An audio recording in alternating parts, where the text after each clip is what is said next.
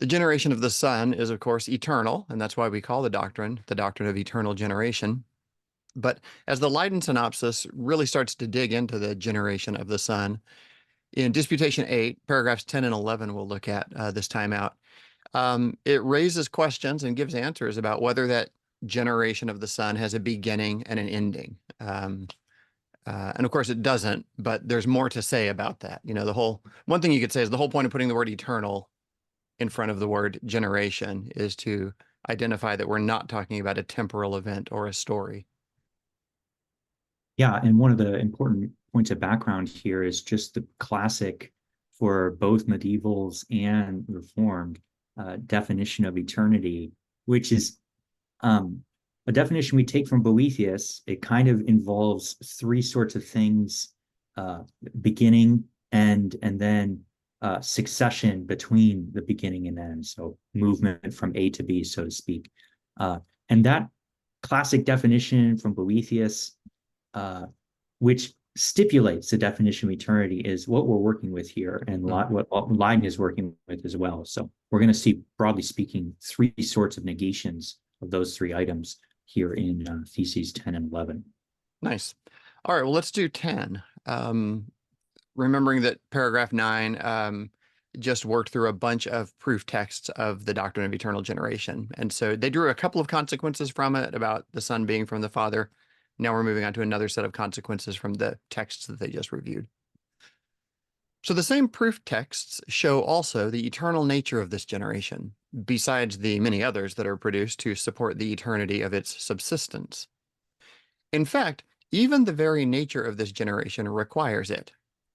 For since we must posit that this generation, no less than God the Father himself, is necessarily devoid of all change and variation, it follows that it is wholly free from any beginning in time, for it is impossible to think of the Father apart from the Son. Okay.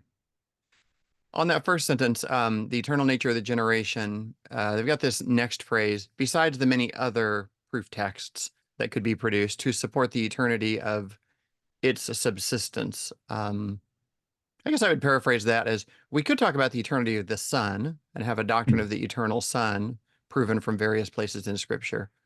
We're being a little more precise than that in that we're looking at the eternal nature of the generation itself. Right. Yeah.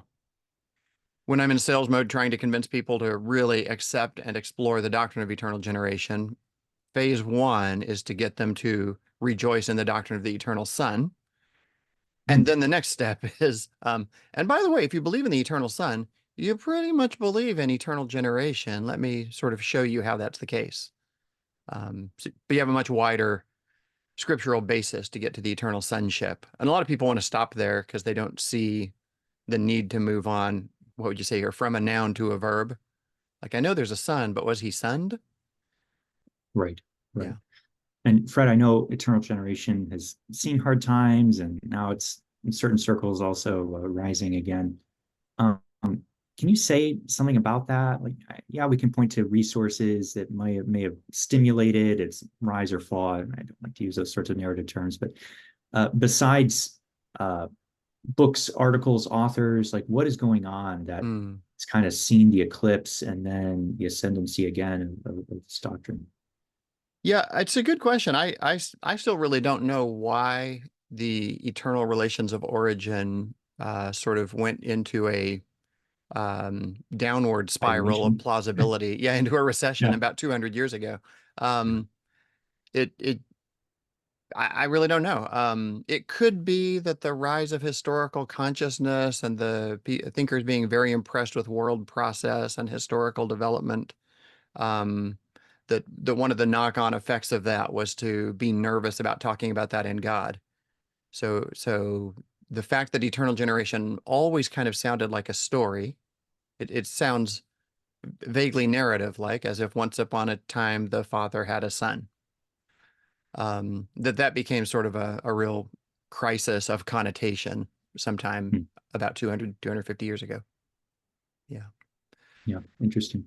I do wonder too if something of it has to do with just, I don't want to always complain about the lack of metaphysics, but at least different metaphysics. Mm. You know, some of the clincher of Leiden's argument here is this last line: "It's impossible to think of the Father apart from the Son," which on its face is a perfectly meaningful statement, but its truth content really runs on Aristotle's famous saying that relations are simultaneous both in nature and in understanding.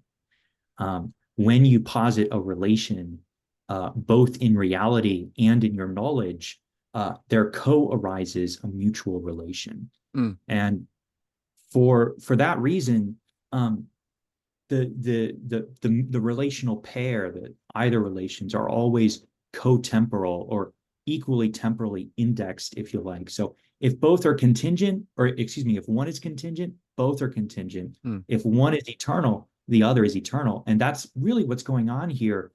But you're going to miss that if you don't have Aristotle running in your head. Relations are simultaneous both Mm. in nature and understanding. And I think the plausibility goes down the hill. And Mm. even what's being claimed by the vast majority of the tradition, and why relations are so applicable, for precisely this sort of reason, it's when you have the Son and his relation to the Father arises, there co-arises the other one, and they're going to be equal and identical, and so on and so forth. All of that central logic in metaphysics among creatures is just being pulled into the guts of theology Mm. based upon supernatural revelation, and so it's important. And when we lose that, I think we lose some of the force of these earlier writings. Yeah.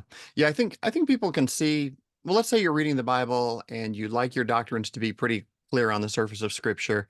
This is going to be one step deeper in, and it's going to be the kind of thing that if you got a kind of a naive social Trinitarianism, like not a far out one, just I tend to think of these as three people in an ongoing relationship, and that makes Mhm. the stories work well. And so if you've got that kind of very literal approach to reading scripture, and the narrative categories of scripture really Mhm. work for you, then of course you've got persons having relationships in time.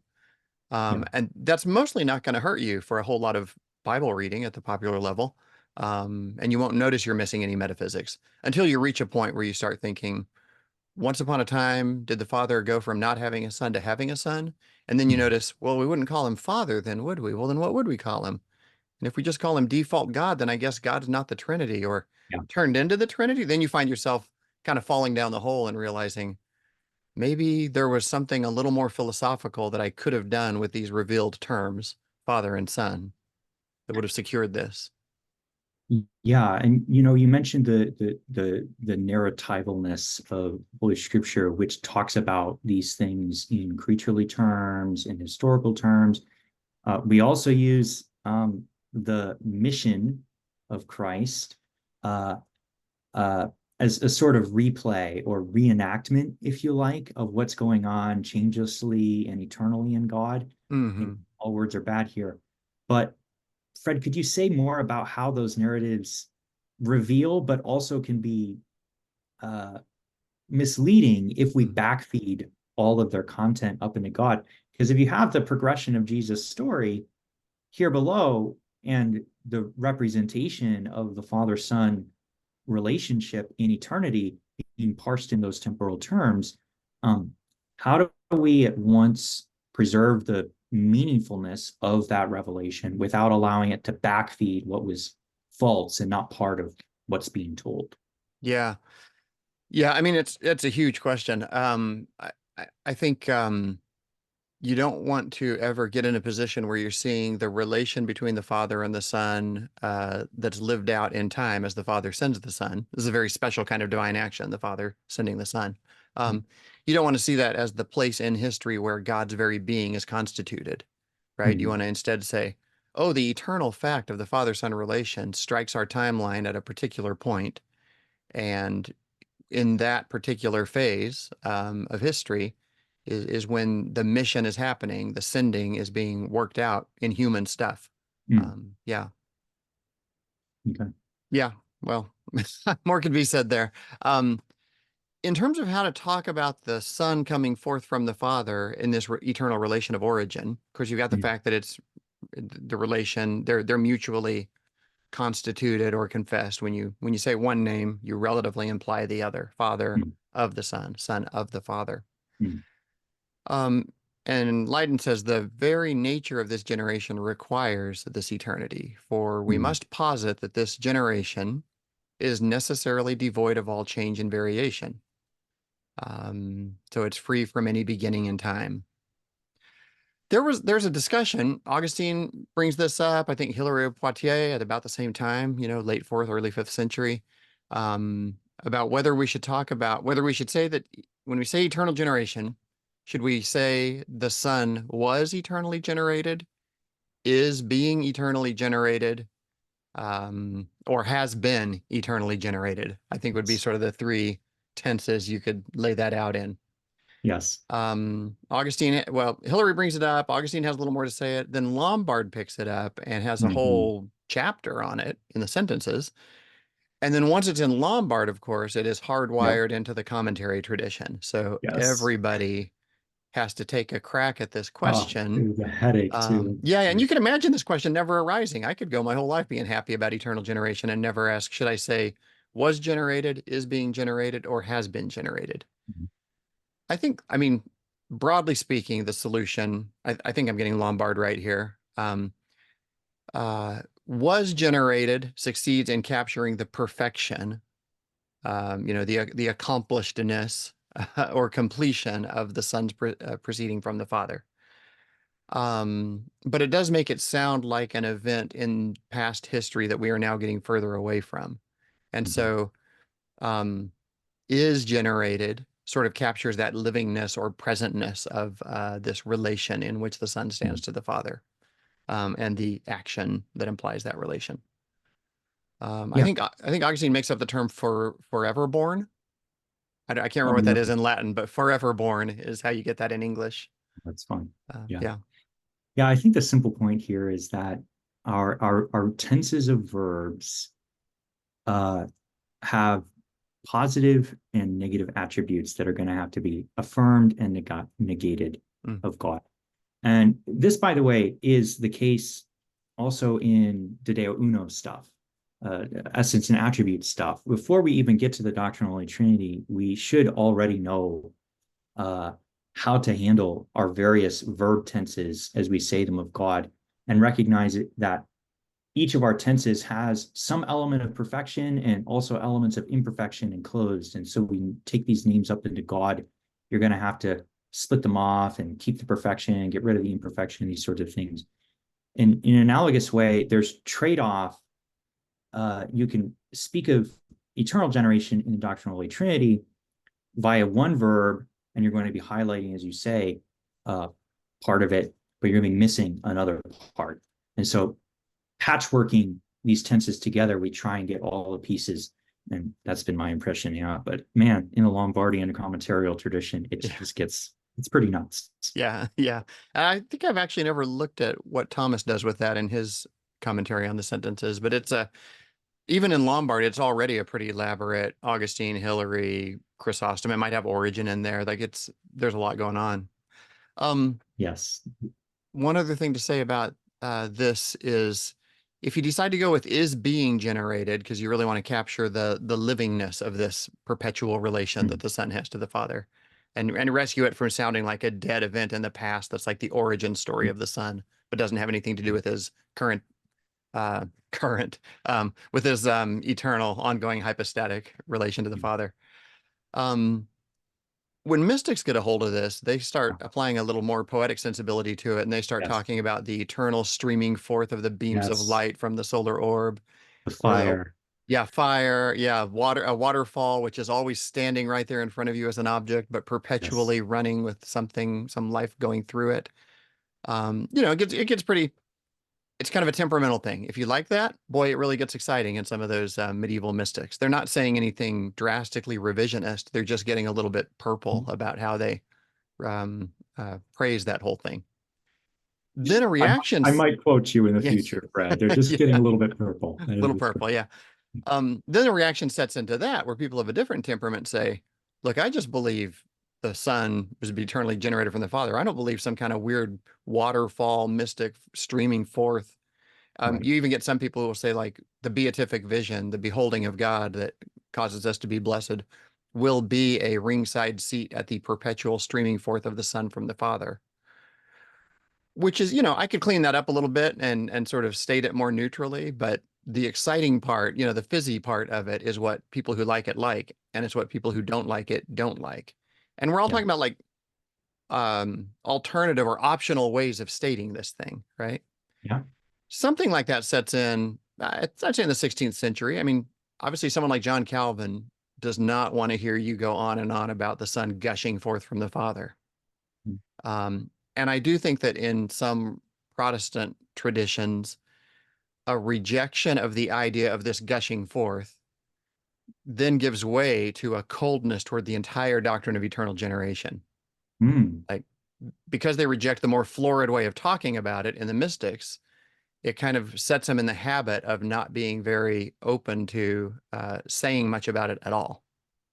Fascinating. Yeah. Okay. Do you feel that has kind of bled over even into more 20th, 21st century Oh, I stuff? think so. Yeah, because you could imagine going around and telling people about this sort of like pouring forth of the Son from the Father going on right now as an eternal event in the divine waterfall, Yeah. and people saying like, that just sounds weird. I'm trying to be normal Christian, biblical Trinitarian, Yeah. and I don't know where you're getting all that stuff from. Yeah. Fascinating. I consider it cosmetic and not necessarily the best way to express what's going on with eternal generation. But Yeah. It's never a good idea to let your metaphors run away from you. yeah. Yeah. All right. Well, let's go on to paragraph 11, which I think kind of goes to the other end of the consideration. Hmm. Just as this generation lacks any starting point in time, so too we must necessarily grant that it lacks any ending, since the foremost property of eternity is that it is all at once and free from any limit. Therefore, in the act, just as in all spiritual generation, it is continuous, and in its outworking, it is always perfect. In a similar fashion, the sun produces its light constantly and unfailingly, without any weakening or strengthening. For otherwise, there would be a change in God the Father when he begins to generate, is in the process of generating, and stops generating.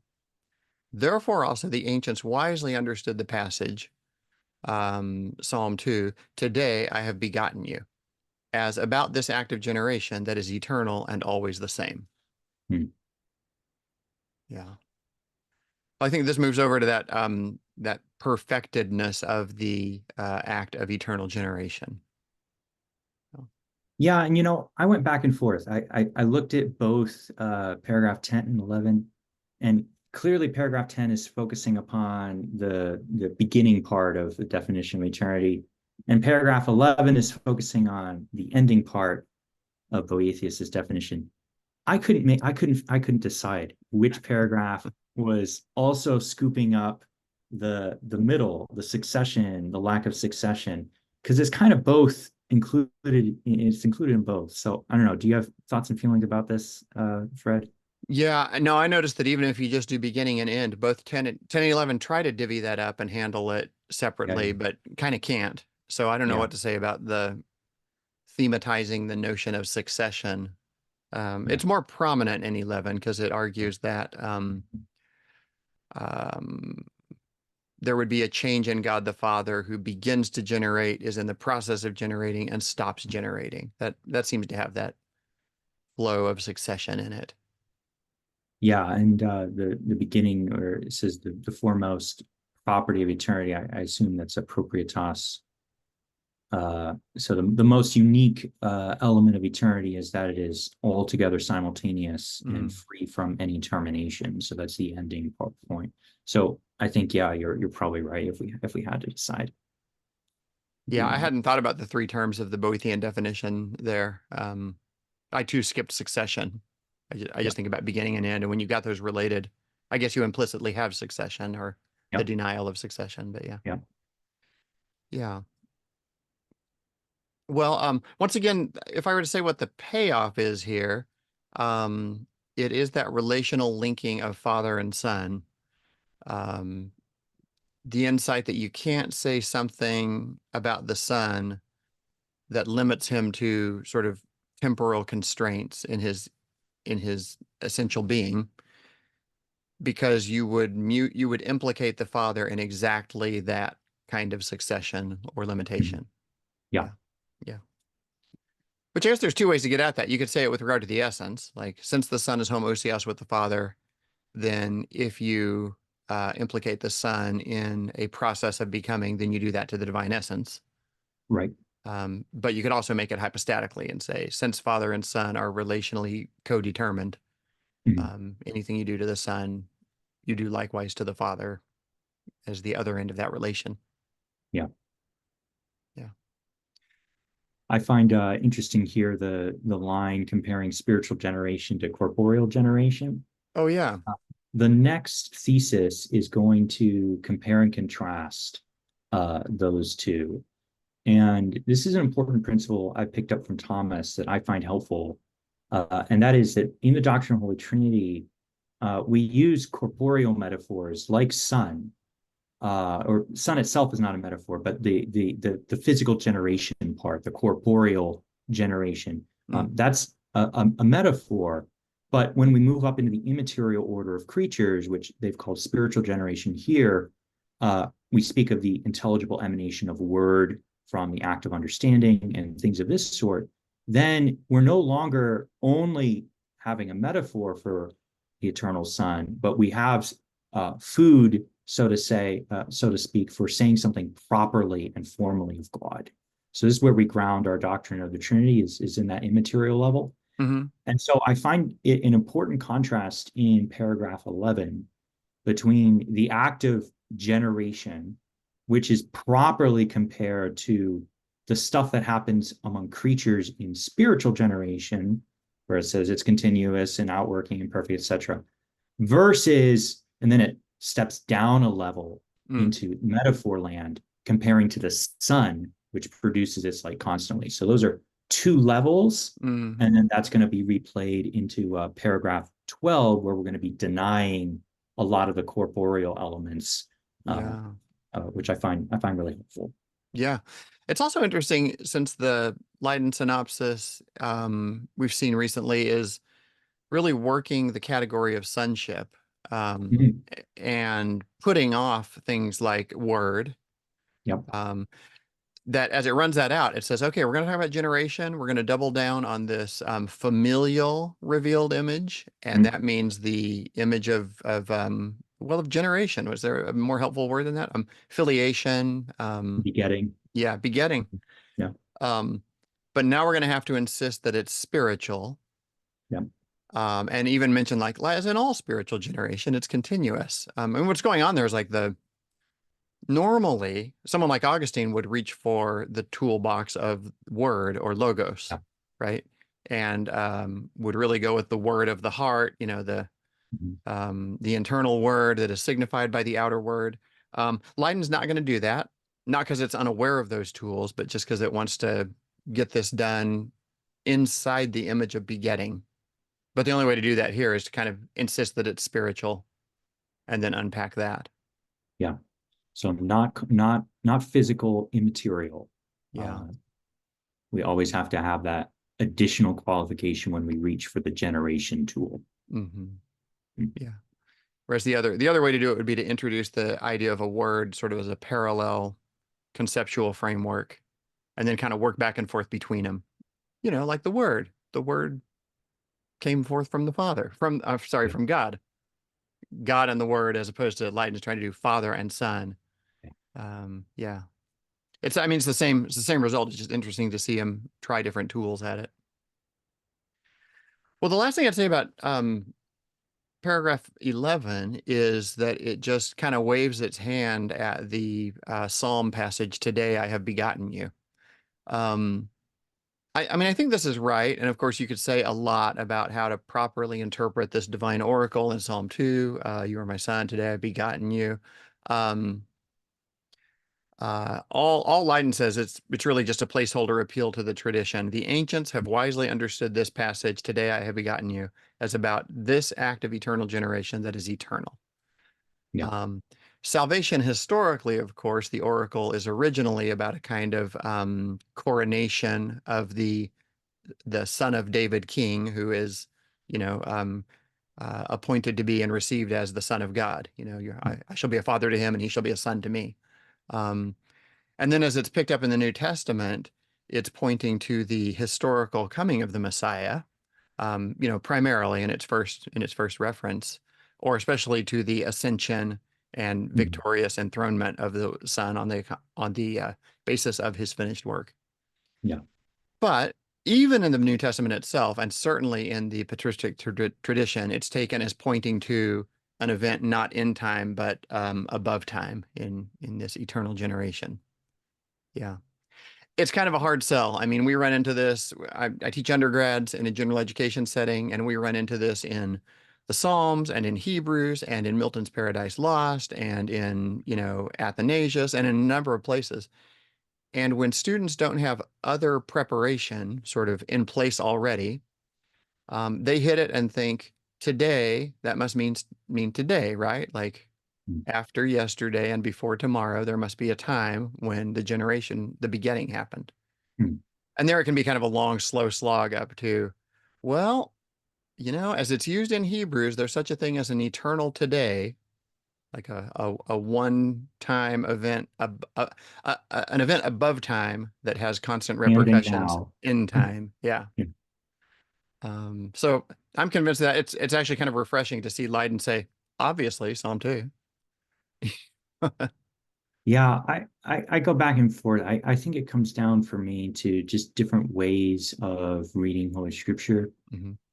Different, not in the sense of conflicting, but different in the sense of different and potentially complementary and Mhm. reconcilable. We can talk about uh, the true proposition where we predicate todayness of this Mhm. begottenness, and then we're going to have to recognize, well, yeah, it signifies an eternal today. Or we can talk about uh, its other sayings also throughout the text of Holy Scripture, and it can speak to other things as well. Mhm. I think it primarily comes down to different ways of reading the letters, and where we see that seam, it's really in the early modern period. Again, different in the sense not of exclusive, but really in the early modern period, this starts to change the ways of approaching the text, and whether the text is meaning us to make metaphysical claims or more narratival or meaning claims. These are not obviously entirely exclusive, but just giving gestures here. Those are two different ways of reading and two different questions, and two different results of Yeah. questioning as well. Yeah. I guess I'd like to have it all. I'd like to be able to say you can recognize where this stands with its 2 feet in salvation history, both in the Old Mhm. Testament and the New Testament, and then also go on to see that Yeah, I don't have a good adverb here. It's iconically or it's symbolically symbolizing. also Yeah. indicating the eternal generation of the Son. I I think know that's right. Kevin Yeah. Van Hooser's next big book on hermeneutics is going to be on transfiguring theology, and he uses the Right. literal sense and the spiritual sense. Spiritual sense is the transfiguration of the of the literal sense. Gotcha. It's a nice, sophisticated way of, I. It seems to me of like having it all, having your cake and eating it too. Really, really getting the way the letters run in the historical sense, and Yeah. also acknowledging this higher level of meaning. Yeah. Yeah. I think that the conjunction between the literal and spiritual is the way the tradition handles it. That's right. Yeah. Good. All right. Well, when we come back, we'll do more with eternal generation.